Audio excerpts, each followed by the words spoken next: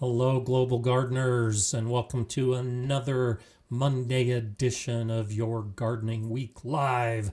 Over the next 90 minutes, we'll be talking gardening, answering your questions, and just getting into the right mindset as we approach our gardens for the next week. And I'm looking forward to another great gardening week. Had a good one last week. The weather was just fantastic. It's not going to be as good this week, but I'm still going to get outside and do some gardening. So we'll be talking about that as we progress and trying to answer some questions about what does it really mean when we talk organic gardening. So that's the primary theme today. And of course, we'll be answering questions all along the process. Joala's checking in from Cincinnati. Nice to see you. Lila's in Virginia. We've got Charlie in Kentucky.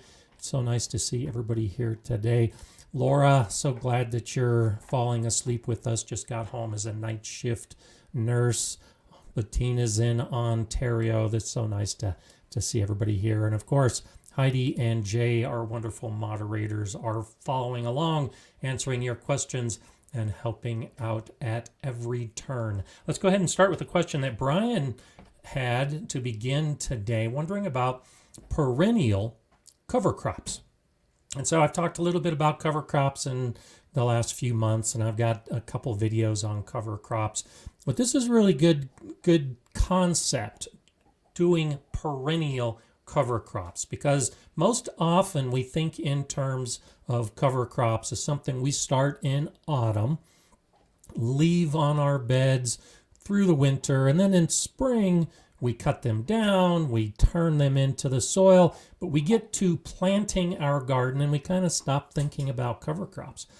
The idea of a perennial cover crop is some type of plant or a combination of plants that are growing in your beds year round and come back year after year. A lot of the cover crops we do, the legumes in particular, tend to be annual plants. They'll die in winter, or when we chop them down in spring, they die. But the perennial plants, whether we chop them or winter causes them to die back, will keep coming back on a regular basis. Some of them, like clover, for instance. Clover is a great cover crop used in a lot of fields, and it comes back every year. In my garden, I actually use vetch as a semi-perennial cover crop. I've got some of my beds, particularly my vining beds by my archway, where I've got vetch growing year round. And so there are a couple advantages, I think, when we start thinking about perennial crops as being a year-round crop or choosing plants that come back every year. And the more I learn about soil, the more I learn the importance of always having something grow in your beds.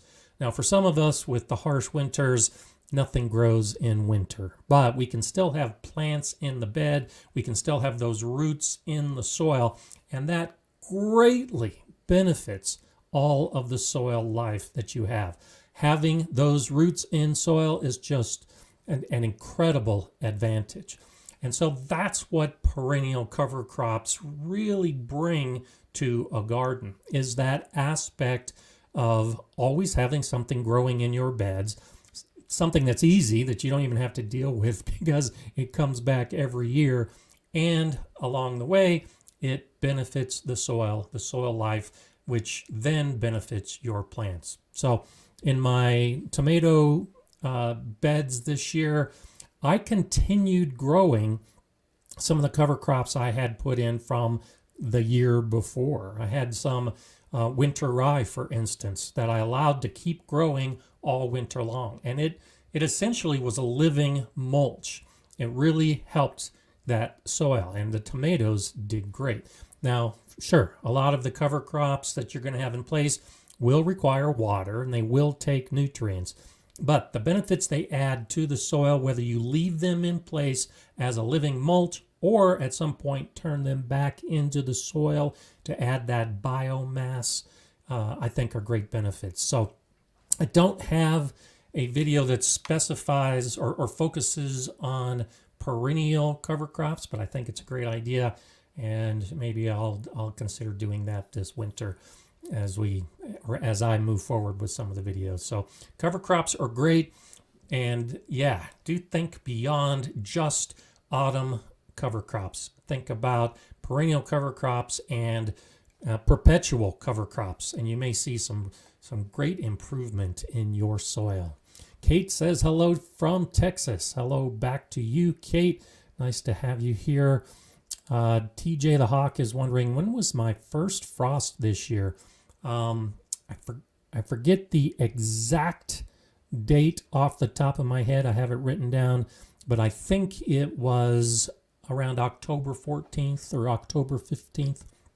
And so I'm almost a month into my garden, my tomatoes, my peppers, my squashes being dead. And it wasn't just a frost. We went from temperatures above freezing to a hard freeze, literally overnight. So in my region, we typically don't coast into fall with a first frost.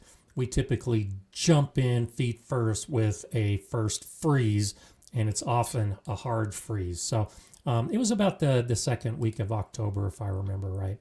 Greg's wondering, I have clover and mock strawberry all over my yard, and they creep in my in-ground beds. Thought about leaving them on one bed as living mulch. There you go.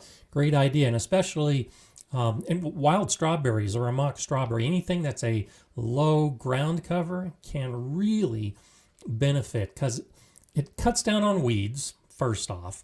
It shades the soil, so any plants that you are growing in that bed will probably be doing better because the temperatures are moderated, the soil moisture levels are moderated, and when it dies back, it adds organic matter to the top of the soil. So lots of benefits to doing that. So I would definitely say consider that, Greg.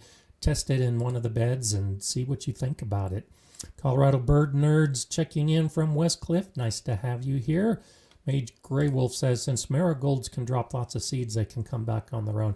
And that's I don't really think of them as cover crops, but I have a lot of flowers in my landscape like that, like you're talking about with the marigolds. I just let them drop their seeds and then come back, and they just continue to grow throughout my garden. So that's another great way to approach the concept of perennial cover crops, is just let them seed, let them come back. The vetch is that way. The beds I have the vetch in, I let them flower, I let them go to seed, and they take care of themselves.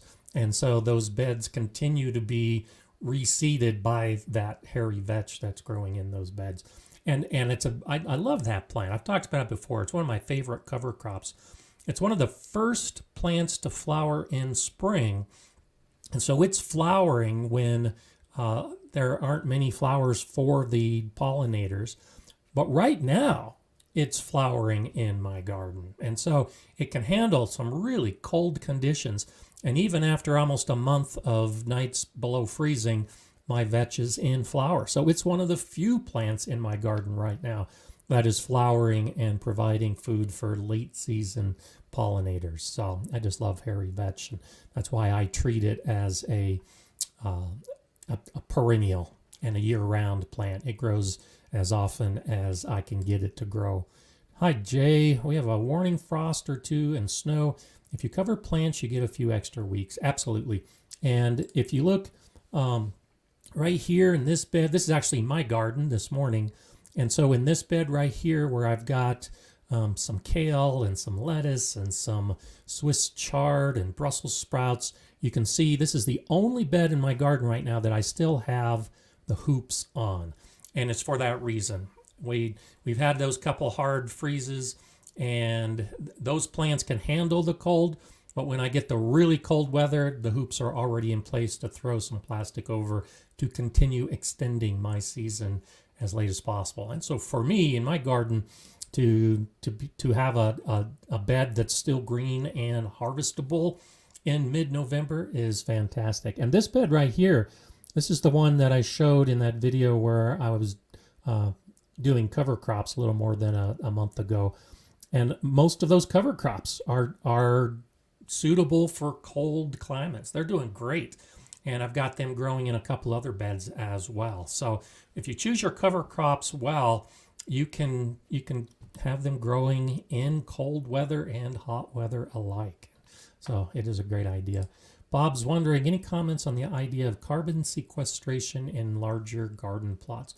I think it's a great idea. First off, sequestering the carbon by growing plants and then burying those plants in the ground or leaving the roots of those plants in the ground is a great way to benefit the soil. It helps feed the soil life. It improves the structure of the soil.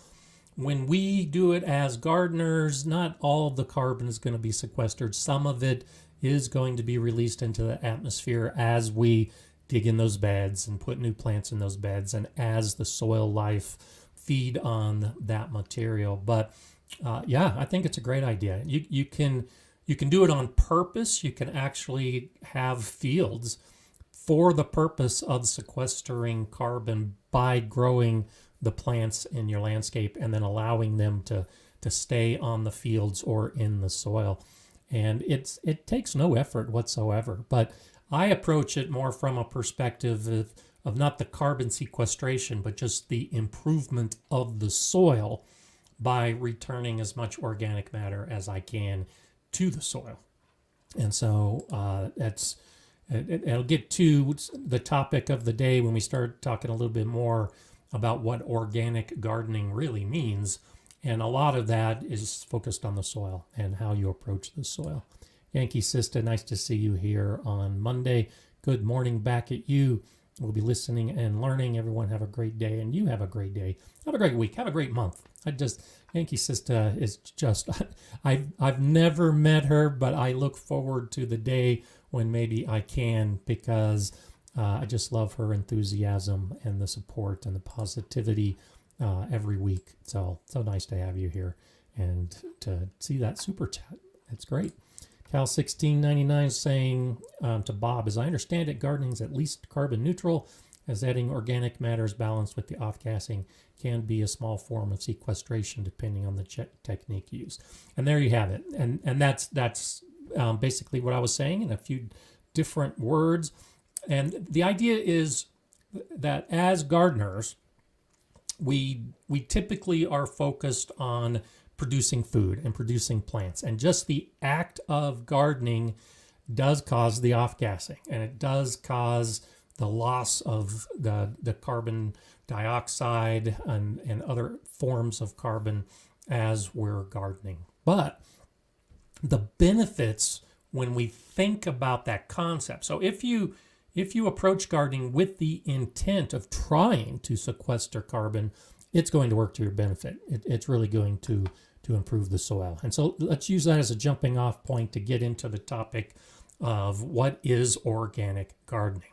Now, there's no single answer for this. If you look up a definition of organic gardening, you're going to see different definitions. And a lot of times it's very subjective.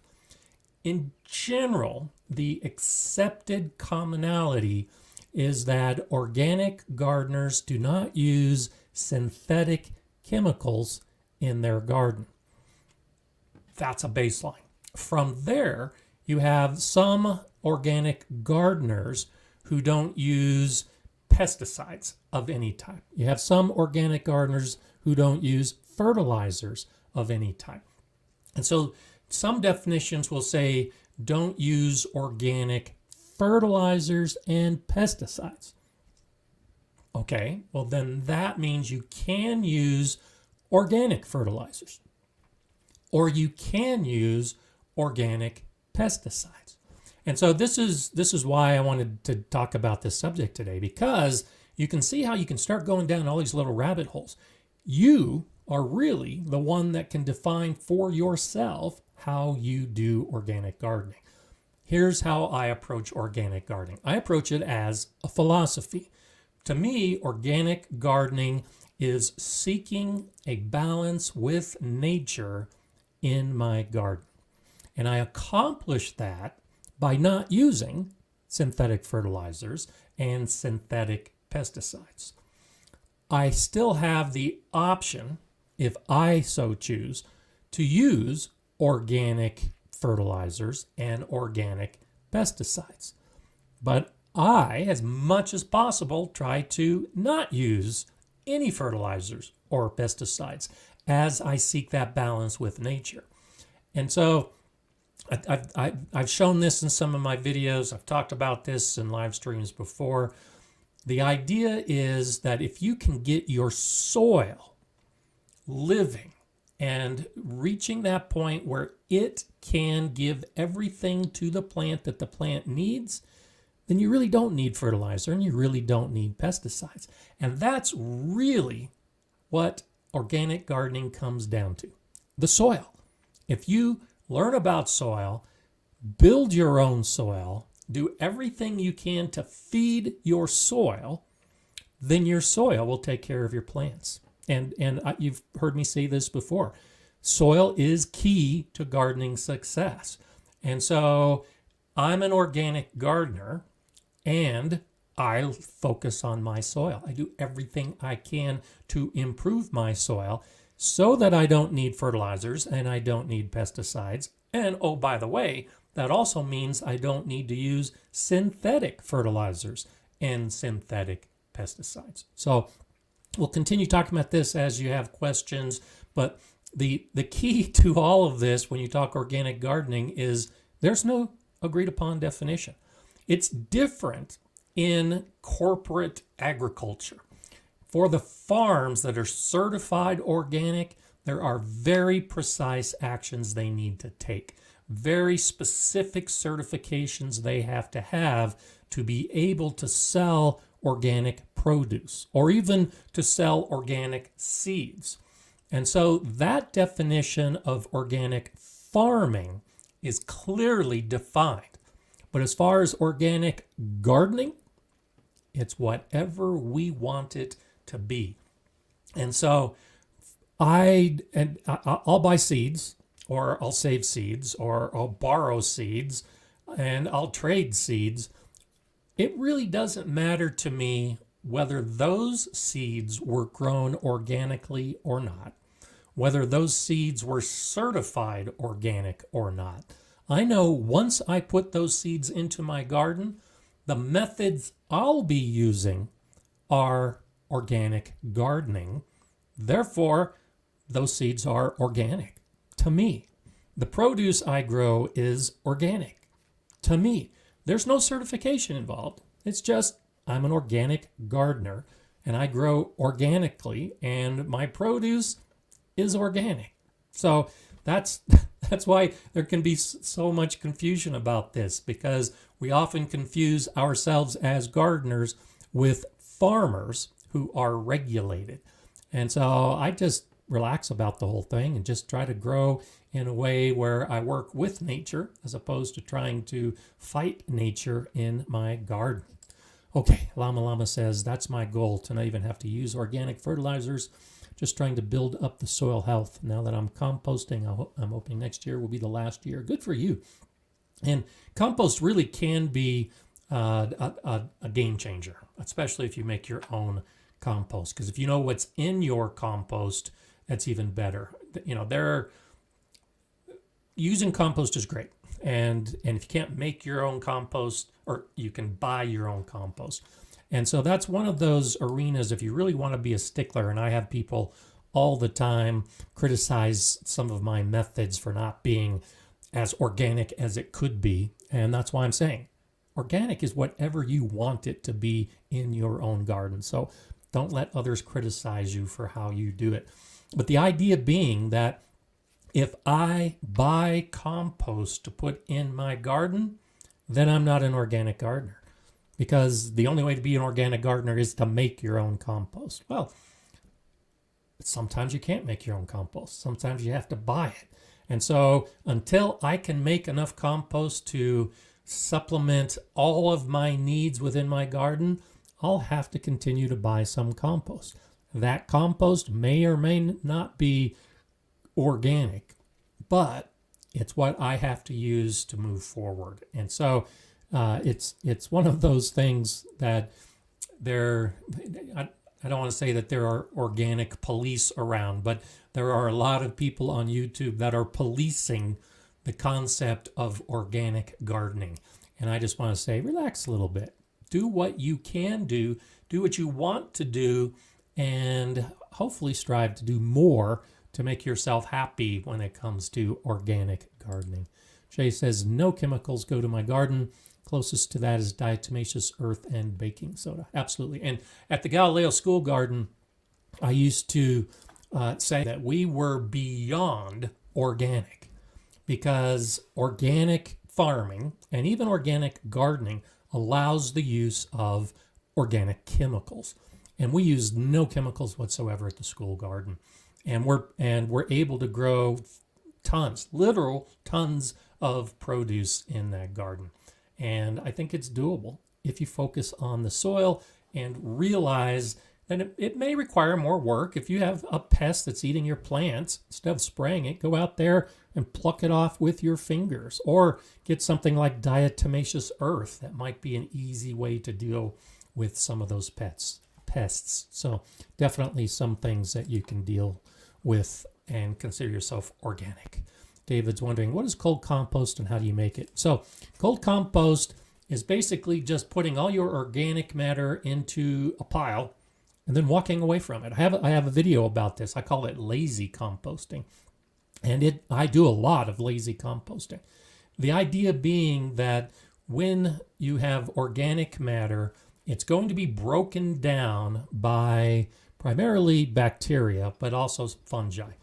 And so in a hot compost pile, where you're keeping it moist, you're turning it, you're adding oxygen, the bacteria as a byproduct will generate heat. And as that heat increases, different bacteria will begin to set in. And so you get to the point where you have thermophilic bacteria. And I think they start reaching a pile when it gets to about 105 degrees Fahrenheit. That's about 40 degrees Celsius. So if you can get your pile that hot, then you have a very specific type of bacteria that thrives in that heat. And so what happens with the thermophilic bacteria is they just multiply by the billions and just begin breaking down all that organic matter very quickly and generating more heat so that the pile gets even hotter and hotter. And so that's typically what we think of when we talk about a compost pile. On the complete other end of the spectrum is cold composting, where you put all your organic matter into a big heap and do nothing to it. It will still be broken down, but it will only be broken down by the bacteria that are living in cooler piles, because the pile never heats up, because you're not turning it, you're not adding all the oxygen. In fact, cold piles tend to be anaerobic because there's not as much oxygen.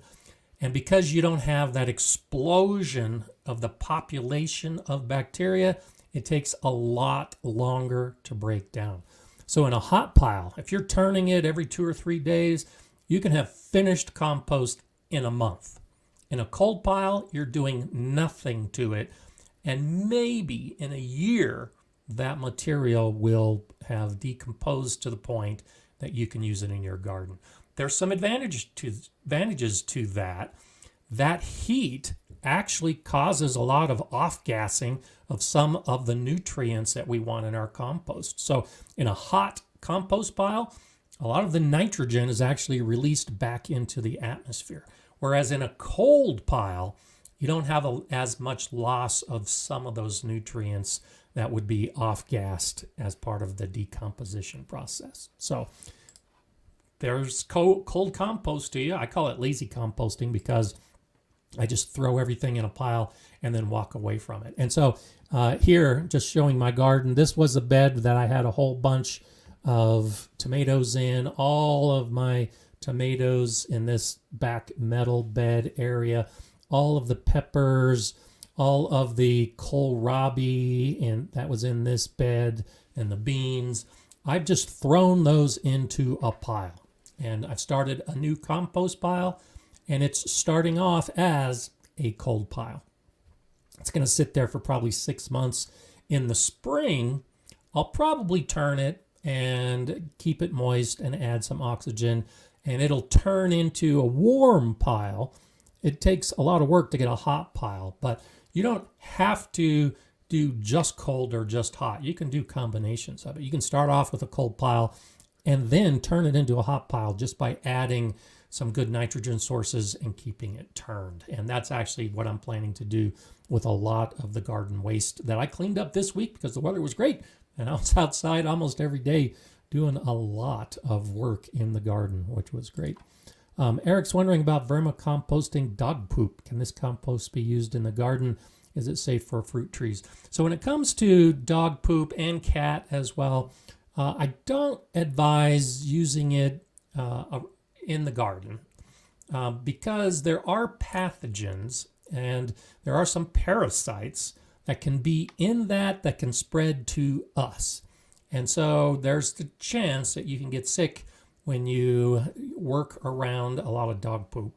And if you do put it in your vegetable garden, that could be passed to what you're growing. Now, that being said, it can be composted. It can be used. If you do use it, like you're suggesting, I would use it around fruit trees or in perennial beds where you're not going to have the contact with that compost and whatever it is you're growing in that particular bed.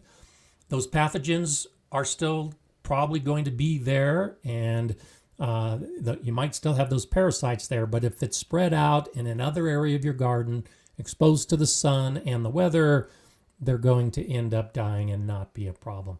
As far as vermicomposting, using them in a worm bin, I don't think it's a good idea for that same reason. It's a cool environment, it's a moist environment, and it might be ideal for some of those potentially hazardous pathogens and parasites. So I haven't done it. I don't plan to do it. I don't recommend it. If you've got so much dog poop that you really want to do something with it, make a compost pile in the backyard and use that compost around the fruit trees. And that should give you an option for it. But it's not something I would recommend for vermicomposting, particularly vermicomposting inside a house. Okay, let's see what else we have. Crystal and Jess's quarter-acre garden. Hello to you. Got to work on that checklist while I'm on vacation and the weather is warm enough to move around outside. That's great. And so if you haven't seen them yet, actually my two most recent videos, I have 30 items that are intended to help you set up a checklist of all of the things to do in your garden in autumn. And there's definitely a lot of work to do in the garden. I think I came up with 30 that I do all the time. And most of them you can see behind me with the beds that I've cleaned up and amended and put garlic in. Those are just some of the things that were included on my checklist. So always a good idea to get out there and get some work done.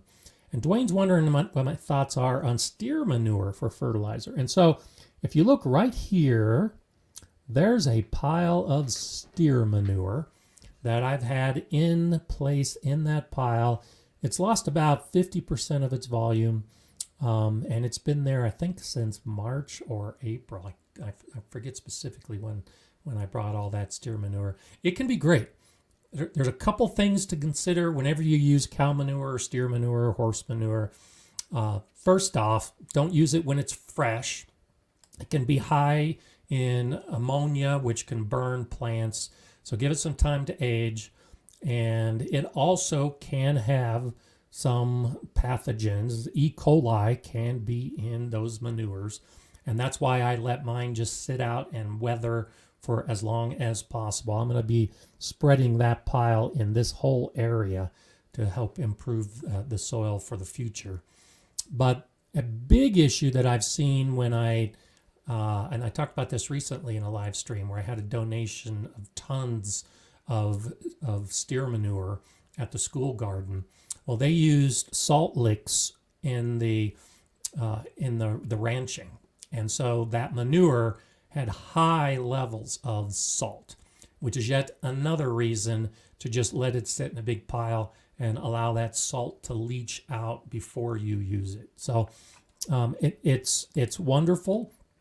It can be beneficial, but if you use steer manure or any manures for that reason, I would suggest letting them sit for months before you consider using them.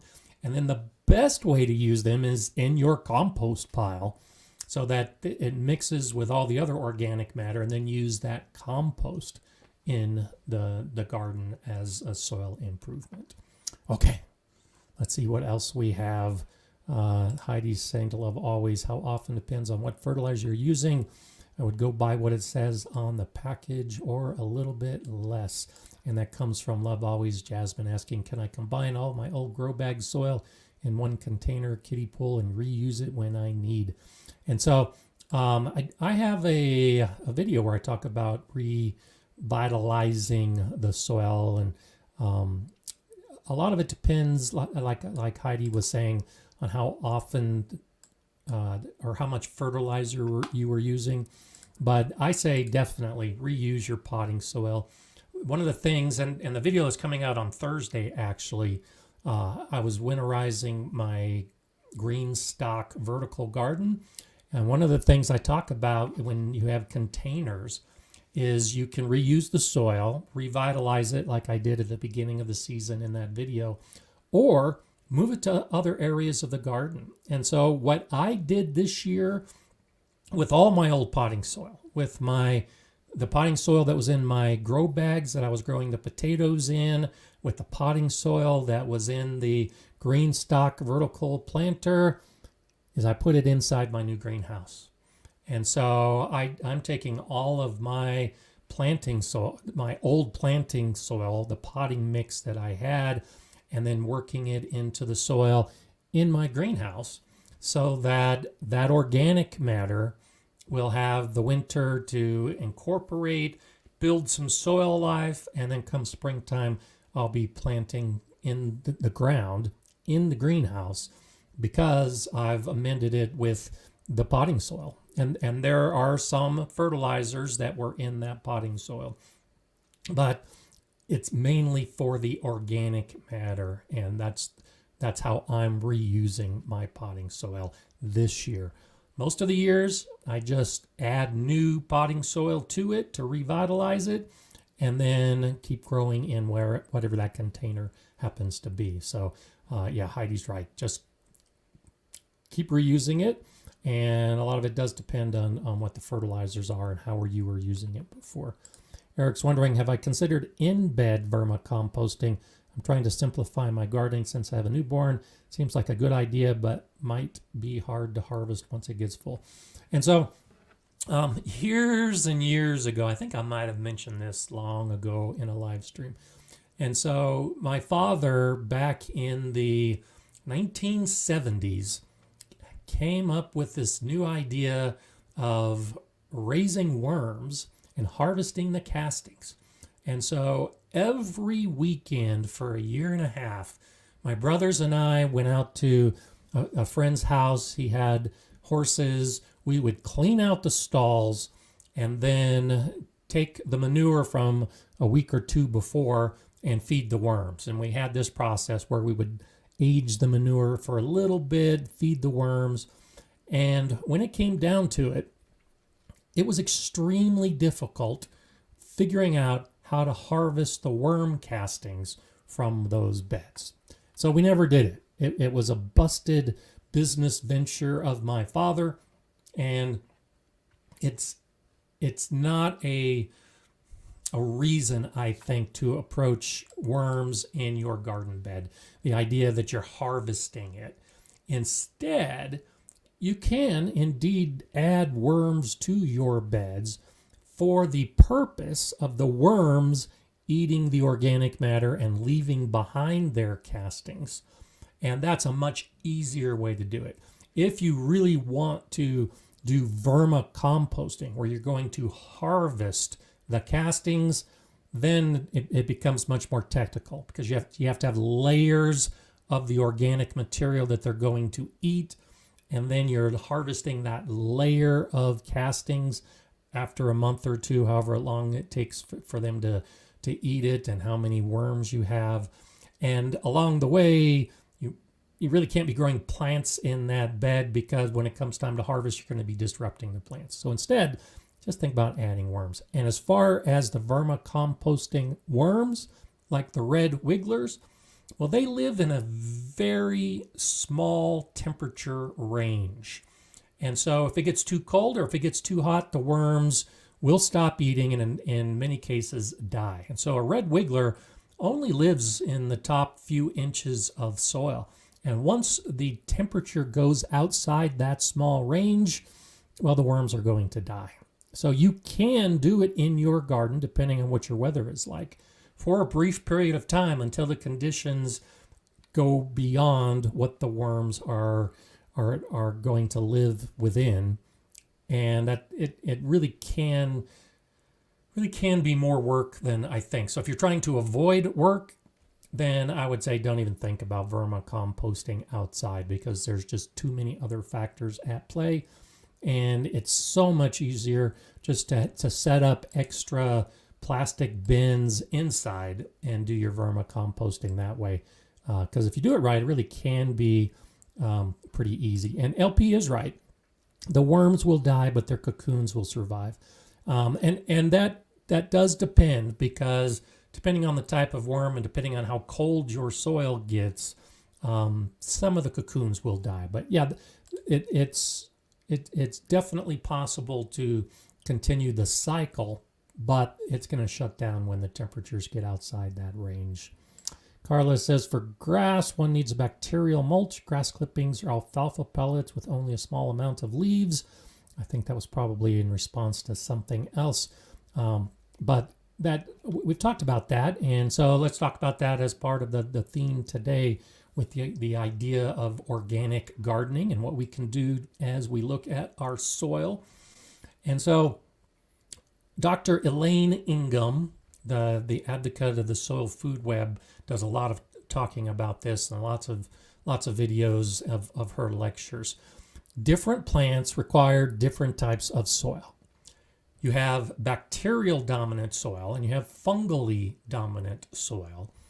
Ideally, for most of what we're growing, a balanced soil is what we're looking for, with equal amounts of bacteria and fungi. And if you have that, you'll be able to grow most everything.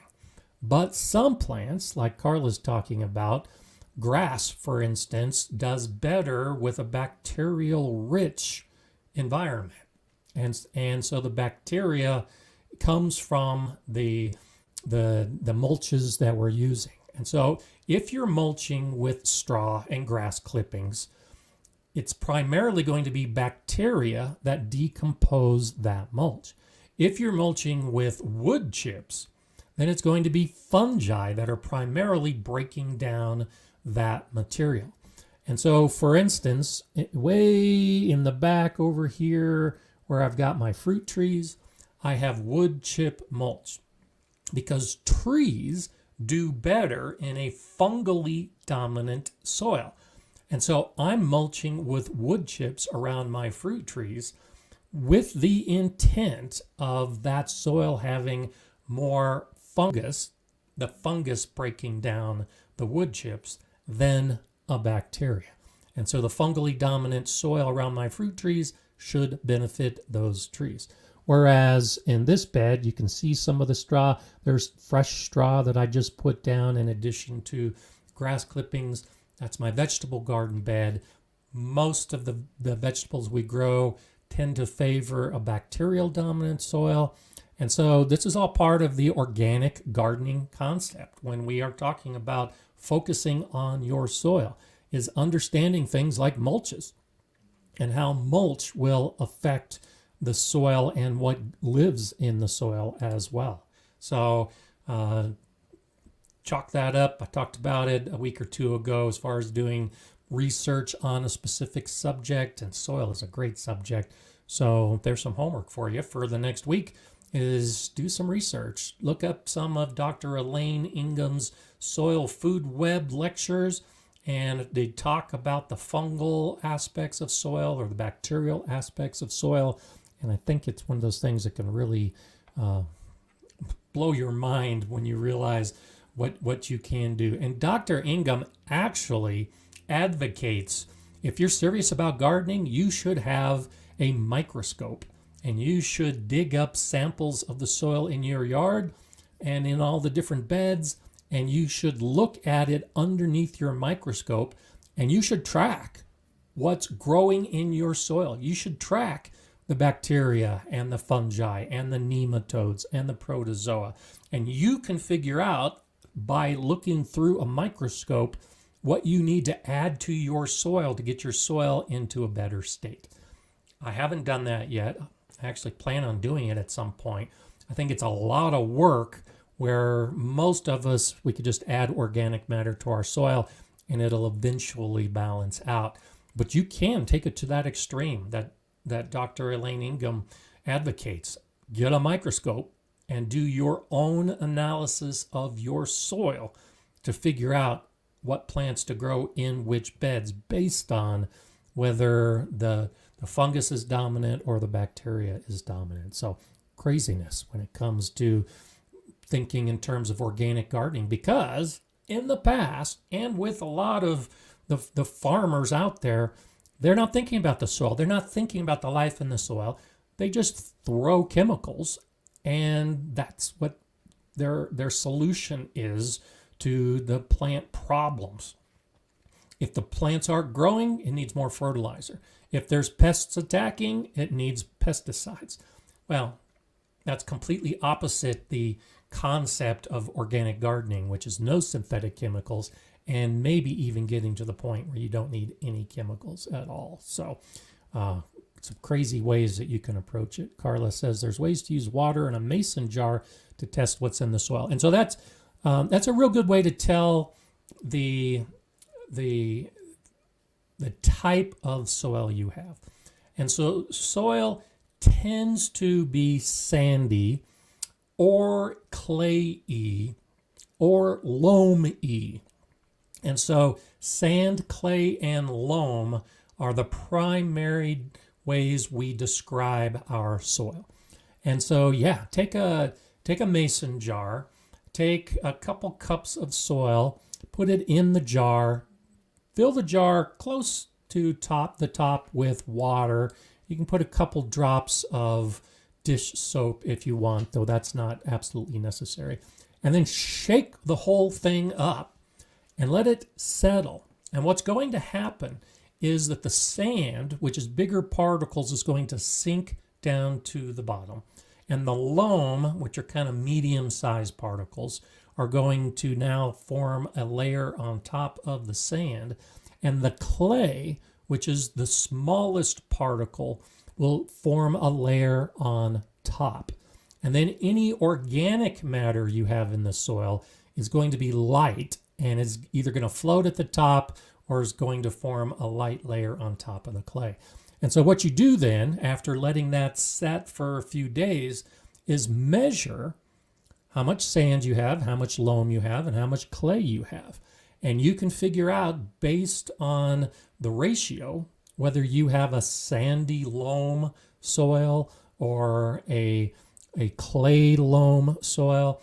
And there's a pyramid, and this is all over the internet. If you just do a search of soil types or soil structure, you'll see this pyramid, and it'll tell you based on the percentage of each of those ingredients in your soil what kind of soil you have. And depending on what you're growing, sandy loam may be ideal.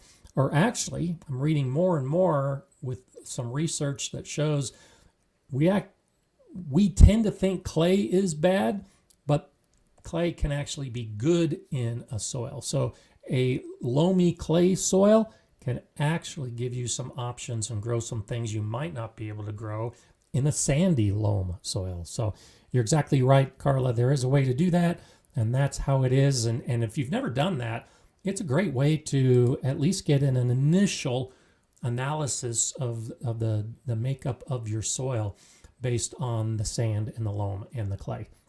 And so I used to do that. I used to teach soil classes through the Master Gardener program, and that was always a test. I would always have a jar in that class and explain how to do exactly that as just a first step for gardeners to try to figure out what kind of soil they have.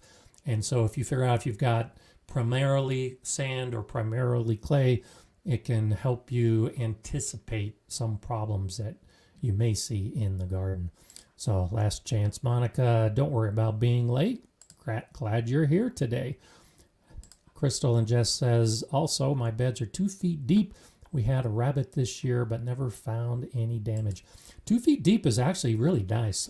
That's one reason why I have these tall beds, is because of the rabbits. I never saw any damage on any of my beds with the rabbits. Now that Mala is patrolling the yard constantly, I don't even see rabbits in my garden anymore. I haven't seen any sign of rabbits in quite a while. But yeah, 2 foot deep beds can be a great way to not only get some good soil in your garden as you build it, but it's a deterrence for the rabbits. They'll definitely go to other places if they don't want to jump into your bed. So Applied Knowledge is saying, so my goat manure, straw, and leftover alfalfa that they drop would be a great thing to add to my compost. Absolutely.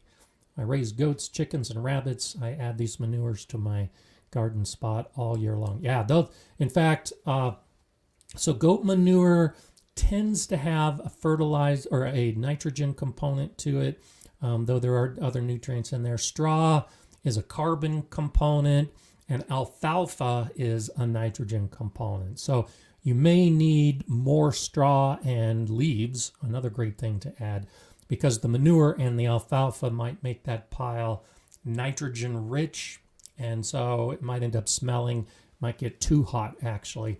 So you need to balance it with some good carbon materials, some good browns.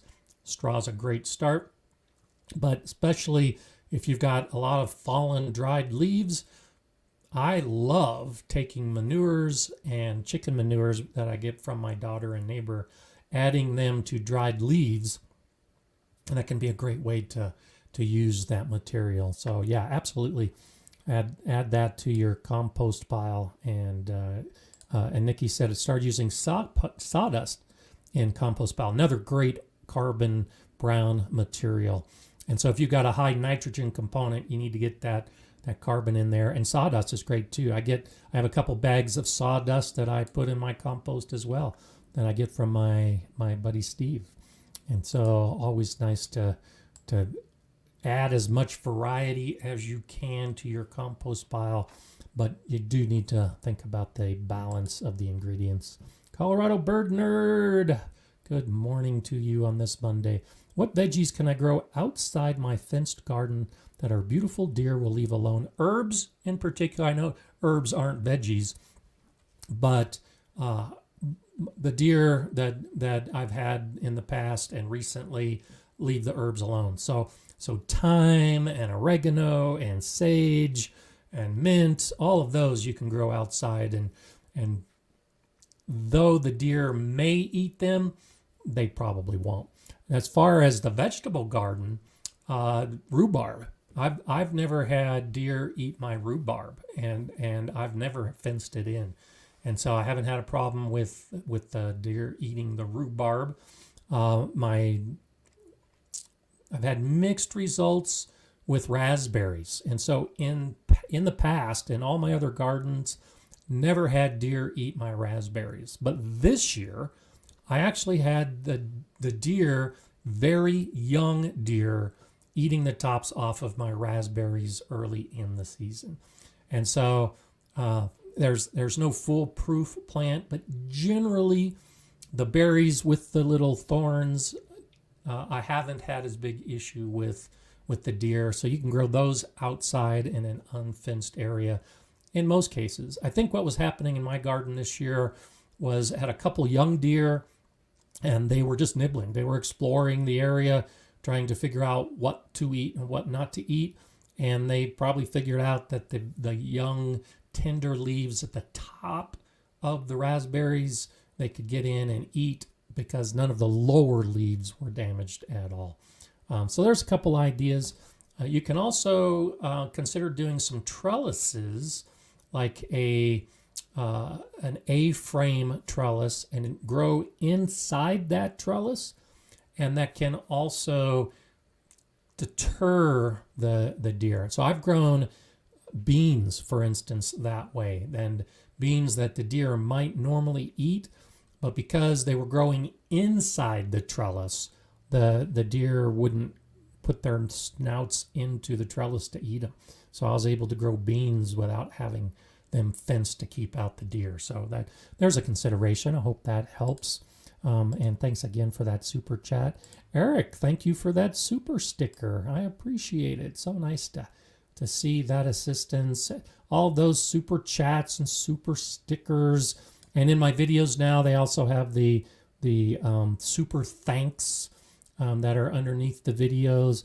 Those do well to help support everything I'm doing and allow me to continue doing this. So I do appreciate all of that support. Be it a super sticker, super chat, or super thanks, I really do appreciate it. Thanks so much. Okay, let's see. Chris and Jess say they're planting their garlic this week. And so I've got my garlic planted. It's in the bed just over my shoulder. That's where all my garlic is. I planted it a couple weeks ago. Well, I'm actually going to put some new garlic in this week because the weather's just been so great and it hasn't gotten as cold as it normally gets. And you'll see this in a video next year, but I'm going to be using this bed right here as a salsa garden. And so as you're thinking about your garden and planning what to do, and especially talking about garlic, you don't have to grow everything in the same bed doesn't have to be everything. And so while this back bed of mine is all garlic, because I just grow a lot of garlic, in this bed right here, I'll have some garlic, a few rows of garlic, and then next year I'll be putting in some jalapeno plants, and I'm putting in some tomato plants, and I'll put in some cilantro plants. And so this whole bed is going to be a salsa garden. All of the ingredients that I put into salsa, onions as well, are going to be growing in that bed.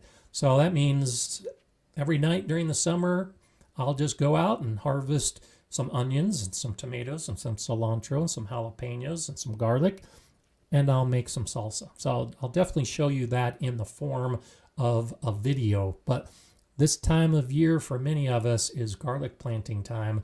And so spread your planning to include something different, like a salsa garden bed.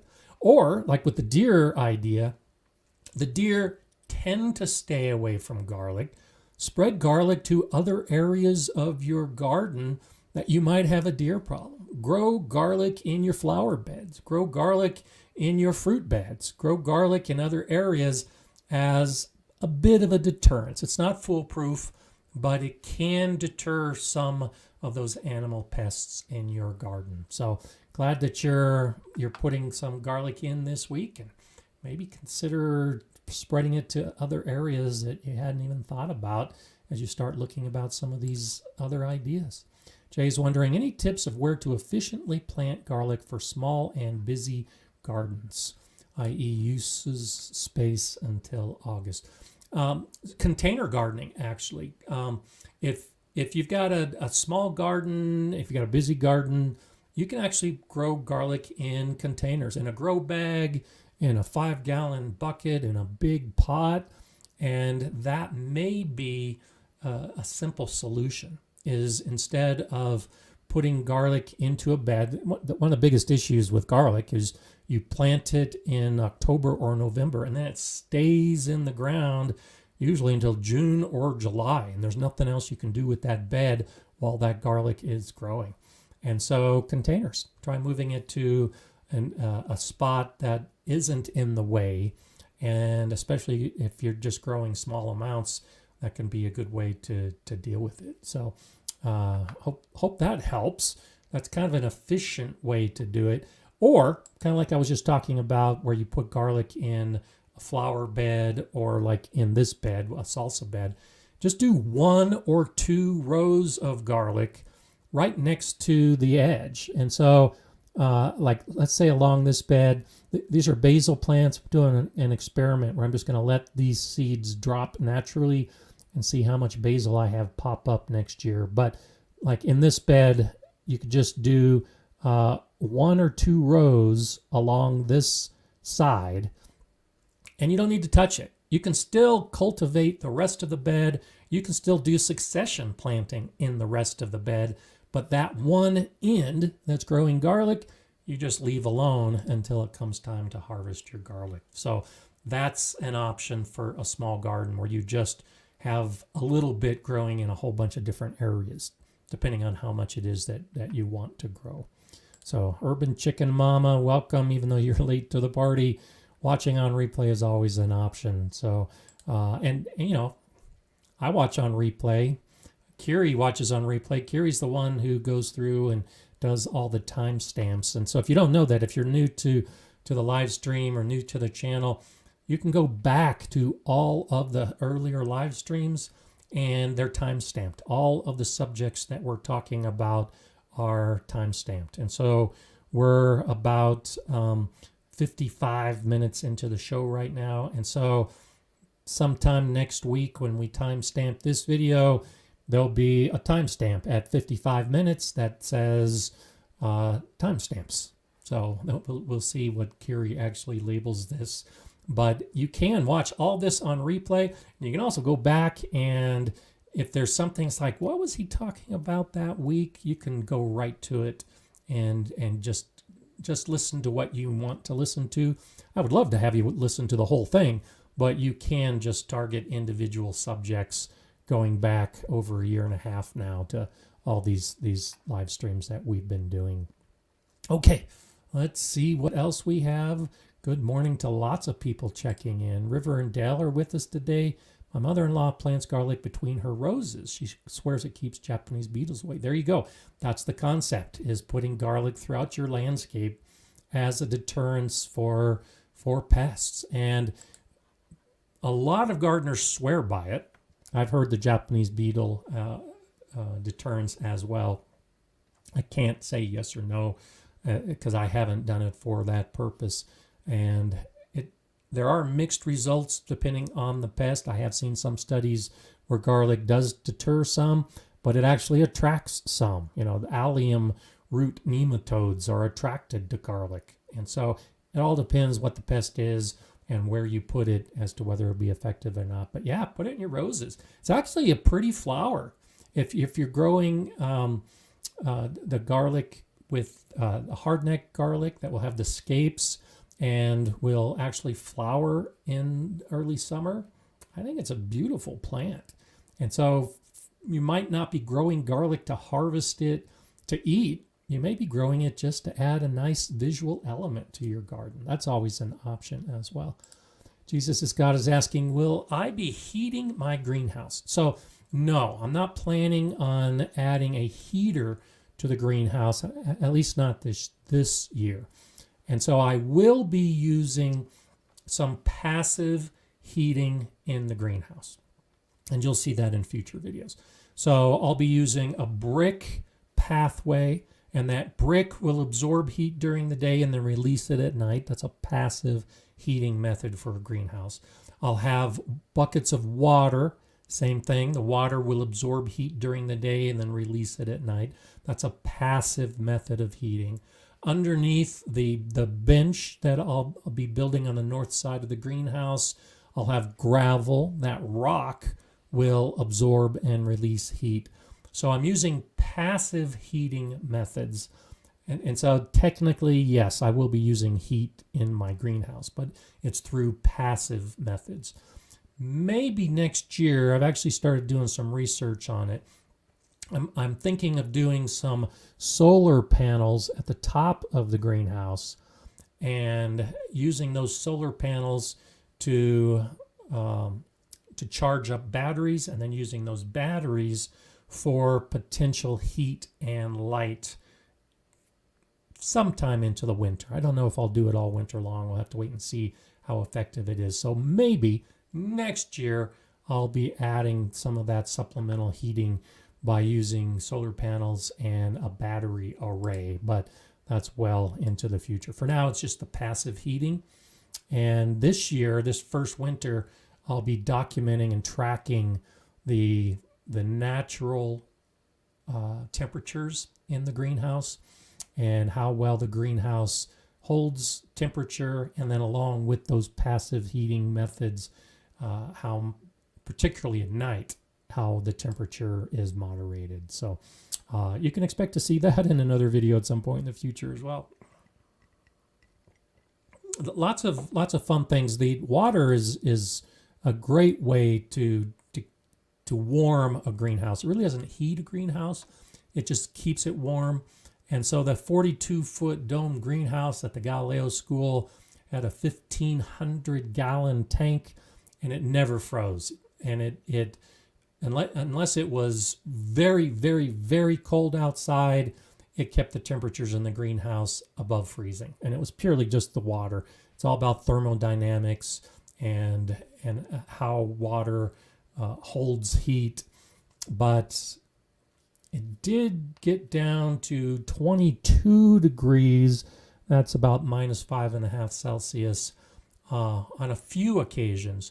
And those were in February, during weeks of single-digit temperature. So it can get really cold in my region. So there was one week in particular when I was at the school, the high temperature for the week, was 8 degrees Fahrenheit. That's minus 13 Celsius. That's the high for the entire week, single-digit temperatures.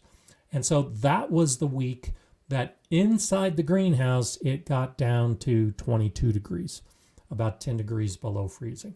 It would have been much colder, but that big tank of water helped keep the temperature moderated inside the greenhouse with those frigid conditions outside. So the passive methods really can be quite effective at keeping the temperatures from getting extremely cold outside the greenhouse. So I'll be experimenting with this particular greenhouse just to see what kind of extremes I get. And of course, there'll be more to follow.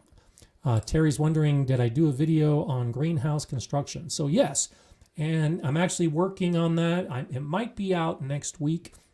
And so I'll have a video on how to build a greenhouse kit. It's not going to be how to build this kit, because not everybody has this particular greenhouse. But of course, I filmed it, and I've already started the editing of some of it. I need to do a little more filming, and that video is coming. So you can see some of the issues I had with my construction, and also some things to think about if you're thinking about getting a greenhouse of your own. So thanks for asking that question. It's definitely coming, and I'll do videos on everything. I'll talk about that when we get to the philosophy phase. And greenhouses, now that I have one, there'll be a lot of videos on it. Mayday Garden's wondering, where do you get your garlic for planting? I'm concerned about grocery store garlic being irradiated. And so when I buy my garlic, I buy it online or from my local nursery. And so it all depends what kind of garlic you grow. So it's been a couple years ago now, because I save all my garlic now. But last time I bought garlic at the nursery, it was a couple years ago, and I bought Spanish Roja, Inchilium Red, Music, very common varieties, and I bought a couple bulbs at my nursery. And so, great source, check locally, but my local nursery only had 10 or 12 varieties, great varieties, local varieties that would do well locally, but I wanted to try some really cool stuff. And so I ordered online through a number of different sources. And so you can just do a search online of buying garlic, and you'll see a number of online nurseries that pop up, and might be some of your favorite nurseries. I think I got some from Territorial seed. I think I got some from Fedco. Trying to remember just where. I think I might have got some from True Leaf Market. I forget exactly where. I bought from a number of different sources because I'm always trying to help out different companies and also trying some varieties that one might have and another might have. But yeah, I also would stay away from grocery store garlic. Not so much because it's irradiated, though it probably is treated with something to keep it from germinating, or from sprouting, I should say. Almost all store garlic, unless it's organic garlic, is sprayed with something to inhibit that sprouting. But more so for the variety. The reason I advocate going to a nursery or doing online research with the varieties that you want to use is that the grocery store garlic, if it's the United States, it's about 90% of the garlic in the US comes from California. And it's a very specific, I think it's called California White, as a matter of fact. It's a soft neck variety of garlic that grows great in California. So if your garden has similar growing conditions to California, then you can use store garlic and they'll probably be fine. But for most of us, our garden bears no resemblance to California. And so that garlic might not do well in our garden, especially if we have harsh winters. It's better to get the kinds of garlic that will do better for your region. For me, hardneck varieties do better because they can hold up to the severe winters I have. And so check with your nursery because they're probably going to have those kind of varieties that's best for your region. And then go online and just do a little research based on what kind of varieties you might want beyond that. And there's a ton. Almost every national seed nursery is going to have garlic. And I know that holds true. I know that there are varieties being grown in the UK that are not being grown in the US for that same reason, because they're localized. And so in the UK, you can go to your nursery or order online and get what's appropriate for the UK. And it's the same here in the US and in Europe as well. You'll find what does best for your region if you look locally, and don't assume that what you're buying in the grocery store is going to be appropriate for you locally. Pat, nice to see you again on Monday. So glad that you're here. Hope you got a lot done with the wonderful weather we've been having in the last week. Thanks for that contribution. Would love a compilation of your end of live YouTube's philosophy and motivational comments. Great New Year video. Well, thank you for that. I've been tossing over that idea. I do not have it programmed as a video coming, but that's a great idea. So I think I'll do that in the winter here. I've got 85 episodes now with the different philosophies.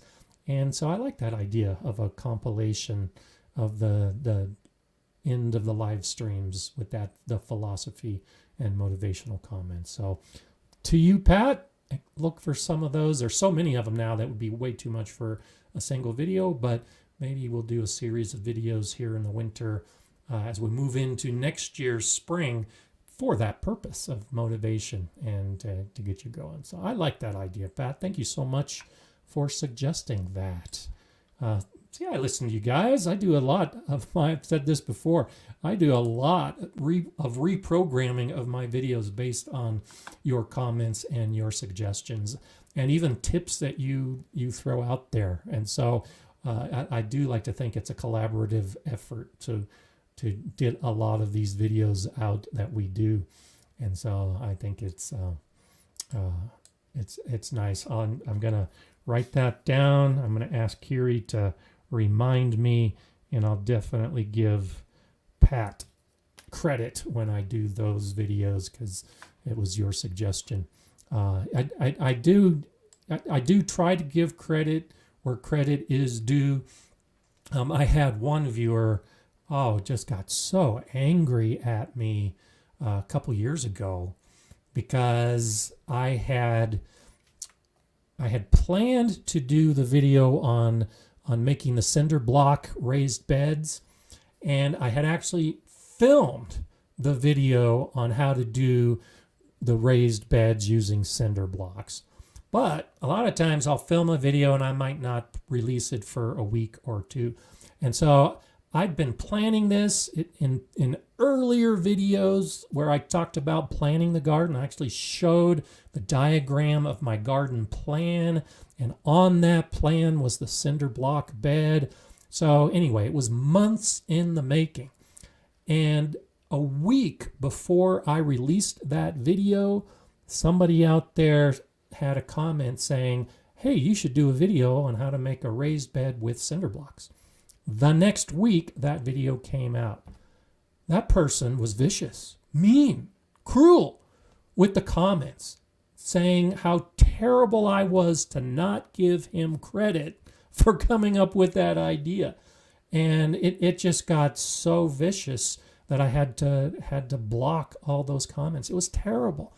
So I really do try to give credit where credit is due.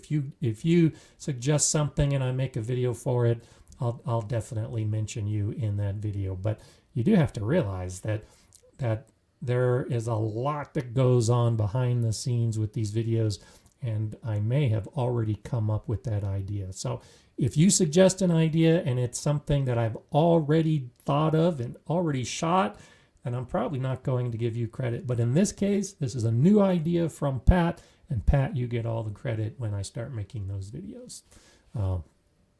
I'm always looking forward to new ideas, and I do try to spread out with things that you haven't even thought about. Because if I come across something that I haven't thought about, I'm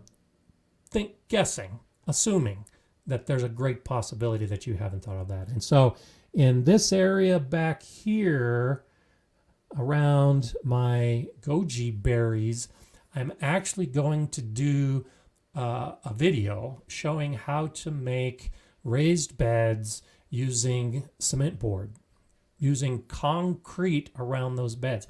I've never seen another video like that. I don't know if it's out there, but I came up with this idea. I've tried to find other videos on the subject. I can't find one. And so this is an original idea, and I'm going to do a video about it. If somebody else out there happened to have come up with that idea, I apologize, but I couldn't find that idea. Same thing with the trellis that I had over this bed right here, that cattle panel hoop that I used. No one else out there was doing something similar with the way that I cut it and bent it and use it for tomato trellises. And so occasionally I come up with brand new ideas. Most often I come up with ideas that other people already have, because there isn't that much new under the sun when it comes to gardening. We just tend to modify what somebody else has already done. But keep coming up with those ideas, and if you've got suggestions, go with it. And actually, Joy of Garden, I have absolutely no problem with you stealing my ideas. I think, like I said, I think gardening is a collaborative effort. And so if you can take some of my ideas, if you can take my videos and then run with it and do the same ideas or something similar, go for it. Now, if it is something original and you want to give me credit, sure, give me credit and I'll appreciate that. But I'm not so concerned that my ideas need to be trademarked or copyrighted to avoid the stealing. This is a world of gardening where we should be sharing our ideas, and we shouldn't get uptight if we think somebody stole our idea. I think that is a great way to figure out that you're doing it right. If someone steals your idea of gardening and starts doing it, that means your idea was a good idea. And that means that you should actually feel pretty proud that you developed something that someone else wants to steal. So Joy of Garden, go for it. If you like whatever it is I'm doing and you want to steal it and spread it on, and that tells me I'm doing something right, and I should actually feel pretty good that you want to steal it and move forward. So I think that's something we can all take advantage of. Last Chance Monica saying, you've made several videos on comments I've made, but I'm just grateful. Please don't mention me when you do it, though. I'm content to just be grateful and tell you I'm grateful. There you go. Exactly. Be grateful that someone is taking your ideas and moving forward with it, because we don't own any gardening but our own garden. You can take ideas from someone else. You can come up with your own ideas, share them or not, and it's all good. But as I've mentioned before, I've got a list of about 500 topics for gardening. I've spent days just brainstorming new ideas. Some of those ideas come from gardening books. Some of those ideas come from comments. Some of those ideas come through videos that I may have watched. Most of those 500 ideas I was aware of before. It wasn't something new, but it is something I want to make a video about. And yes, often you might make a comment that is on that list of videos, but your comment will actually motivate me to make that video, because some of those videos that I'm planning to make someday, it's just a long list of videos I'm planning to make someday. But if I see a trend of comments on that particular subject, then I'll start making that video and move it up and release it where I might not otherwise have planned to do that. And so, yeah, it might be more than coincidence if you make a comment and then see a video about that soon after. And like I said, unless it is a new idea, I typically don't share where I came up with the idea, because most often it's 8 or 10 comments that really get my brain thinking and working in that direction. But I'm grateful to you. If yours was one of the comments that helped motivate me for some of those videos, thank you, because you all are helping me continue in this direction. If I didn't get any comments, if I didn't get any feedback on my videos, I would have probably stopped making videos a couple years ago. It's those comments that keep all of we creators going. So keep the comments going and keep the positive attitude about it all, and we'll all end up being better as a result of it. Okay, John Jude says, many methods work better in certain areas. Absolutely. You know, and recently I've seen some videos from Epic Gardening and Self-Sustaining Me on passion fruit. And I'd love to do a video on growing passion fruit in the garden, but I just can't. And so, you know, if I were in Australia like Self-Sustainable Me, then I'd be making videos about passion fruit as well. Or if I were in San Diego like Epic Gardening, I'd be making videos about passion fruit. But passion fruit doesn't grow in Colorado, so you'll never see me doing a video about growing passion fruit. But that's what's so great about this community, is I can watch their videos on growing passion fruit and maybe get some ideas on how to grow something in my garden that will do well in Colorado. And so, yeah, I've said this many times, find those sources that you like, that are suitable for your area, but listen and watch everything, because you may pick up a way of doing something from somebody else halfway around the world that you will find can actually be used in your garden, even if it's not the same plant. So many methods work in some areas and they won't work in others. And then there are methods that work everywhere.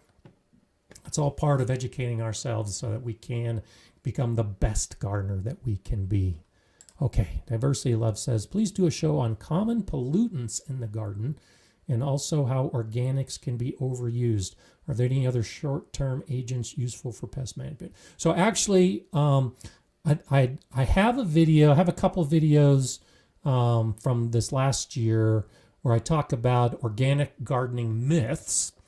And so some of what you're talking about here, like the overuse of organics, in one of those organic gardening myths video, I talk about overusing some of the materials. I actually talk about the ideas of pollutants, if you will. Just because it's labeled organic does not mean it's safe. So I like that idea. Thank you for that suggestion. I'll add that to the list. I do have some videos planned where I talk about harmful things that you can be introducing to your garden. So if that's what you're suggesting, I'll put a check next to it. Like I said, I've got these ideas. It's just a matter of when I release them.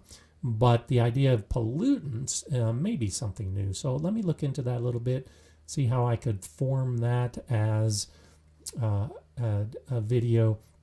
I do have a video that I did earlier this year where I specifically talk about the aminopyrrolid contamination in the garden as well. And so I talk about pollutants in that video and what you can do to minimize some of those herbicide in particular, but it also holds true for pesticides. Short-term agents and long-term agents, it really becomes the big issue here, because if you're using a synthetic chemical, think of it as a long-term agent. It's going to be in your garden for a long time. As far as the short-term agents, those that tend to dissipate pretty quickly, like neem oil and diatomaceous earth, those will actually be around for a long time, but as soon as you water or as soon as it rains, then they lose their effectiveness. And so those are two organic methods that are often used for pest management in the garden. And you can think of them as short-term just because they're going to dissipate in time. But some of the other short-term agents that I might consider are insecticidal soaps, and there are horticultural oils. Those are all things that you can use for pest management that will either break down in sunlight or when you water, they'll wash away. So hope that helps with a few ideas. And I do, like I say, I do have some other videos on organic gardening and on pest management where I talk about all of those things. And so hopefully that if you look back in the library, you'll be able to find those. Hi, Troy, a new member to the channel. Welcome to the Gardener Scott community. Always nice to have new people become official members of the channel. That's great. And so let's go ahead and tie back into that comment. Look back into my library for some of these subjects, because I've got over 300 videos of all kinds of gardening topics. Everything from fermentation and dehydrating to seed starting to harvesting to organic gardening to myths. There's a wide range.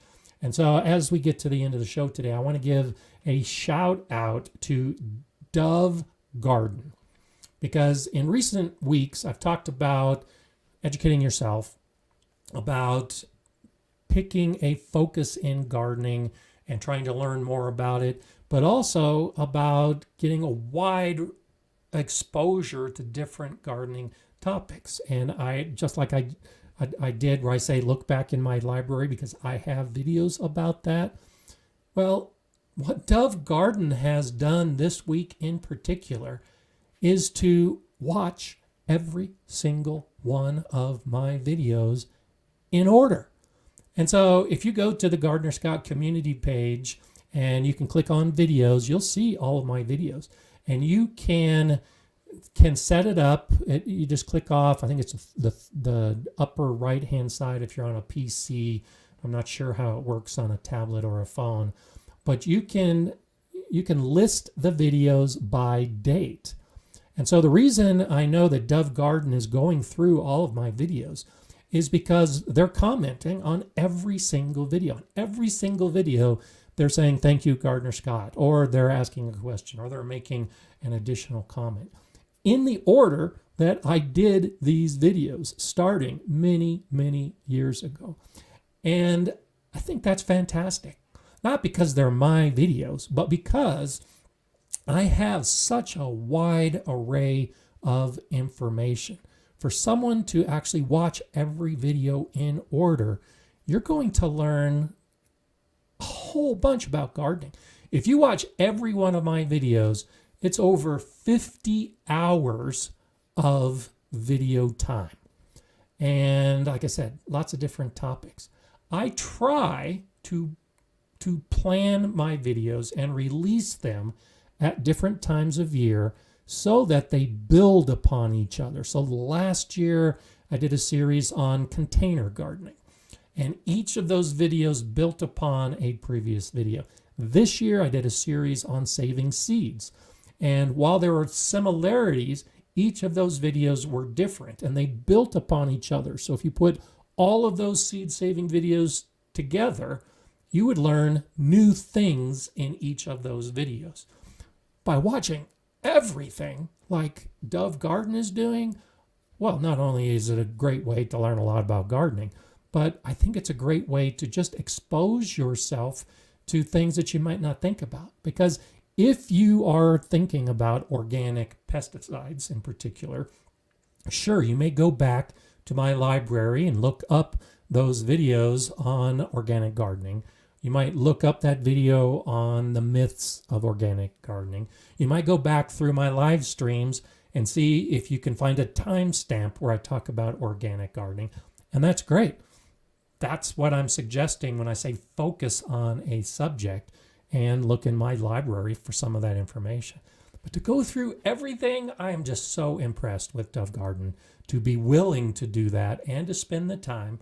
And it looks like they're not doing it every day. Some days they're doing 3 or 4 videos. Some days they're doing more. But I'm so impressed that someone is willing to make that effort. And so that's why I wanted to give the shout out to Dove Garden. And I know others have done that. I know many of you have binged watched a number of my videos.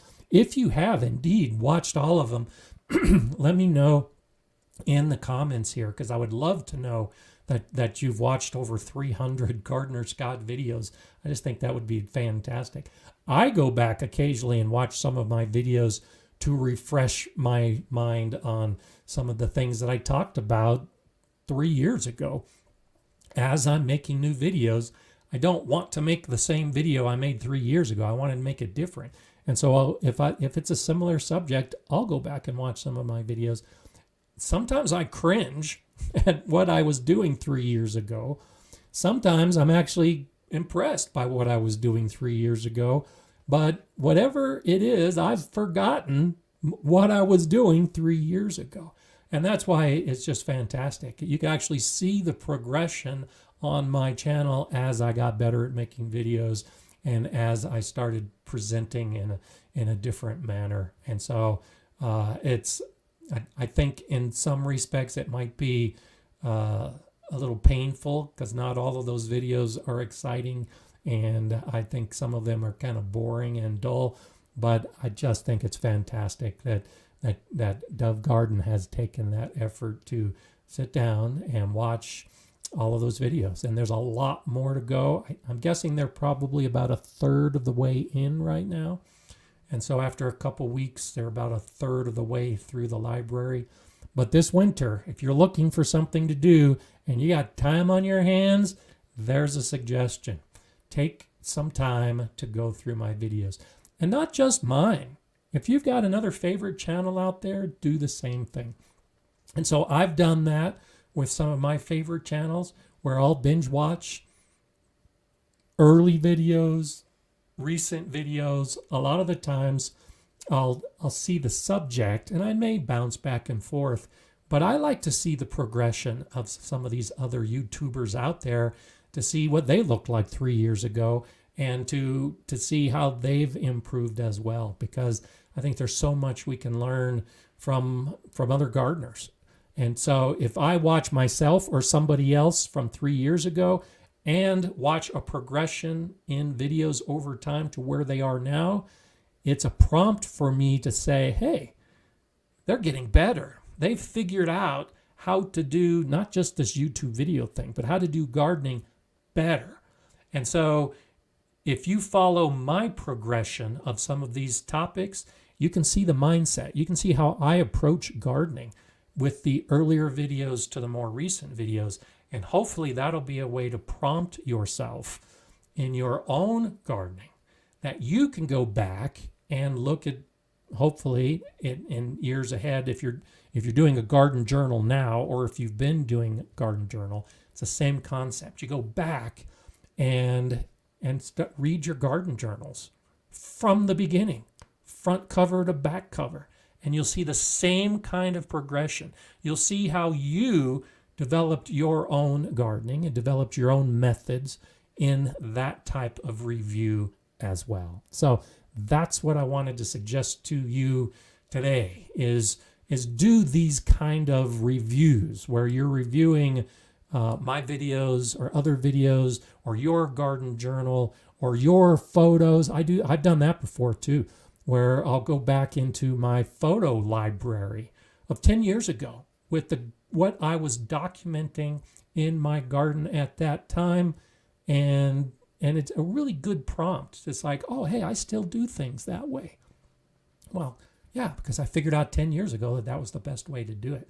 Or I'll see something and go, I've learned that that's not the way to do it. Now I'm so glad I'm doing it this other way. Regardless of how you choose to do it, do a review. Do a review of Gardener Scott videos. Do a review of my entire library if you're really looking to see some of the painful moments of my past and hopefully the better moments of my present. But I just had to share that Garden Dove is out there watching all these videos, and I'm sure there are others that just don't make comments on every single video that they watch. So that's fantastic. Lilac Ananiev, so much thanks to you for that. I appreciate the super sticker. So glad that you're here, and so glad that we can share all this time together. I think that's fantastic. This is a fantastic group. We had the time change here in the United States, the daylight savings time. So hopefully it didn't throw too many of you off that are outside the US as far as this new time. But we're going to be this way. I'm not sure when daylight savings time changes. I think it's March or April of next year. So at least until March or April of next year, this will be the new time for the Monday live stream. And so outside the US, it's going to be an hour later for about the next 5 or 6 months. And then, of course, I'll give a heads up when we change back in springtime. So apologies for the craziness of the time zones in the United States and how it might disrupt your day, but it disrupts all of us. It's funny because so many people say you get an extra hour of sleep in the fall because we fall back. We set our clocks back. And so right now it's 10:30 in the morning for me, but a week ago it was 11:30 in the morning. Well, when you have a new pup in the household, you don't get an extra hour of sleep, because as far as Mala was concerned, it was the same time. It didn't matter that the clock said it was an hour earlier. It was time to get up and time to go outside and time to start the day. So I didn't get to enjoy an extra hour of sleep this week, even though I tried to stay up an extra hour later than normal to get on that new time. It doesn't work when you got a dog. So we're still working on that. Maybe we can get to a schedule that matches what the clock actually says.